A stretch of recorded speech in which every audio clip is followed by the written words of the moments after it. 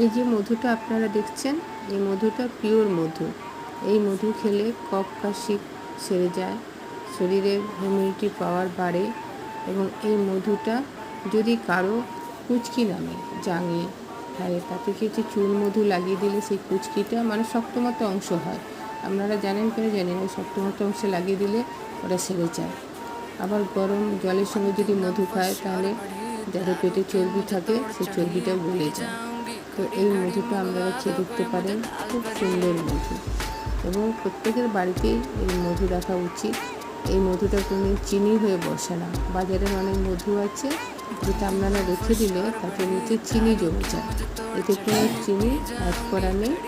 এই মধুটা খুব সুন্দর, আপনারা খেতে পারেন, খুব ভালো, শরীরের পক্ষে খুব উপকারী। এবং বাচ্চাদেরকেও আপনারা নিঃসন্দেহে খাওয়াতে পারেন, এতে কোনো ভেজাল জিনিস মেশানো নেই।